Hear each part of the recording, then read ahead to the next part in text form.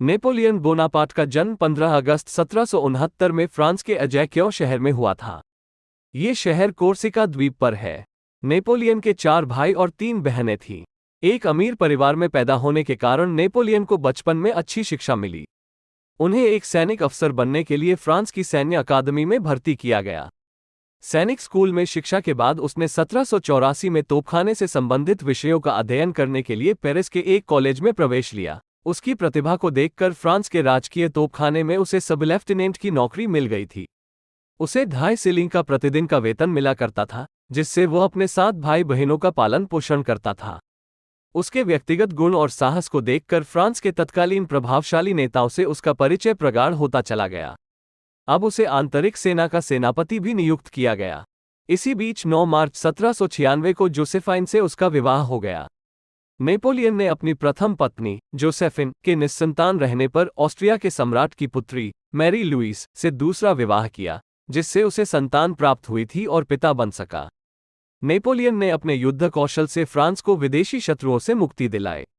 अपने अदम्य साहस और वीरता के कारण वो 27 वर्ष की अवस्था में फ्रेंच आर्मी ऑफ इटली का सेनापति बनकर सार्डिनिया पर विजय प्राप्त करने हेतु गया।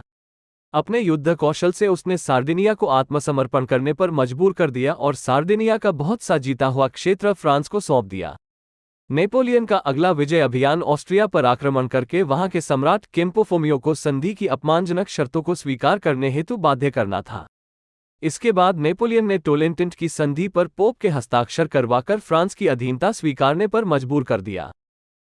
इसके बाद फ्रांस ने नेपोलियन को इंग्लैंड पर आधिपत्य करने हेतु भेजा, किंतु इंग्लिश चैनल की बाधा ने नेपोलियन को पराजय का मुंह दिखाया। नेपोलियन ने मिस्र को विजित करके पूर्वी एशिया में स्थित ब्रिटिश उपनिवेशों को भी अपने अधीनस्थ करने का निश्चय कर 1798 में 35,000 प्रशिक्षित सैनिकों के साथ कूच कर दिया। उसने रास्ते में माल्टा, पिरामिड, सिंध दरिया, नील नदी की संपूर्ण घाटी पर कब्जा कर लिया। अब वो भारत की ओर बढ़ रहा था, लेकिन ब्रिटिश नौसेना की शक्ति के आगे नेपोलियन परास्त हो गया। बाद में फ्रांस की भूमि पर लौटने पर उसने अपनी राजनीतिक कुशलता से नवीन कंसुलेट सरकार की स्थापना कर स्वयं को वहां का शासक घोषित कर दिया। फ्रांसीसी जनता ने 15 दिसंबर 1799 को उसे अपना सम्राट स्वीकार कर लिया। 25 दिसंबर 1799 को उसने देश का नवीन संविधान लागू कर दिया। 1804 को सीनेट ने अपने प्रस्ताव में नेपोलियन को फ्रांस के सम्राट के रूप में स्वीकृति दे दी। शासक बनते ही नेपोलियन ने देश की अर्थव्यवस्था, शिक्षा, प्रशासनिक, सैन्य और न्याय प्रणाली में आमूल सुधार किए। धार्मिक स्थिति में सुधार हेतु सर्वप्रथम नेपोलियन ने पादरियों के भ्रष्ट व अनैतिक चरित्र को सुधारने, चर्च के विशेषाधिकार को समाप्त करने, अंधविश्वास की आड़ में जनता को मूर्ख बनाकर लूटने वाले पादरियों की तथा चर्च की संपत्तियों को जब्त करने के लिए नवीन संविधान लागू किया। माना जाता है कि 1814 तक नेपोलियन ने सम्राट के पद पर रहते हुए कई महत्वपूर्ण सुधार कार्य किए, लेकिन लिपिजिंग के युद्ध के पश्चात उसे फ्रांस के सम्राट का पद त्याग कर देश निकाला मिलने पर एल्बा द्वीप में रहना पड़ा। वहां से भागकर आने पर देशवासियों ने उसे पुनः सम्राट के रूप में स्वीकार किया था।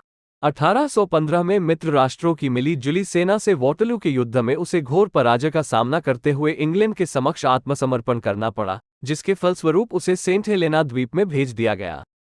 6 वर्षों का यातना में जीवन बिताते हुए नेपोलियन ने मृत्यु से पहले अपनी वसीयत में ये लिखा था कि मुझे सोन नदी के तट पर फ्रांस की जनता के बीच दफनाया जाए, जिससे कि मैं बहुत अधिक प्रेम करता हूं।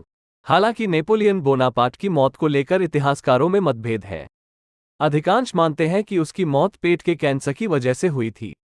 हालांकि कुछ मानते हैं कि वॉटरलू की लड़ाई में हार जाने के बाद नेपोलियन को 1821 में सेंट हेलेना द्वीप निर्वासित कर दिया गया था, जहां 52 साल की उम्र में उसकी मृत्यु हो गई। लेकिन सन 2001 में फ्रांसीसी विशेषज्ञों ने नेपोलियन के बाल का परीक्षण करके पाया कि उसमें आर्सेनिक नामक जहर था।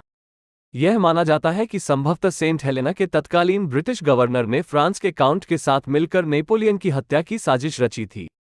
लेकिन अमेरिकी वैज्ञानिकों के अनुसार नेपोलियन की बीमारी का जो उपचार किया गया था, उसी ने उसे मार दिया।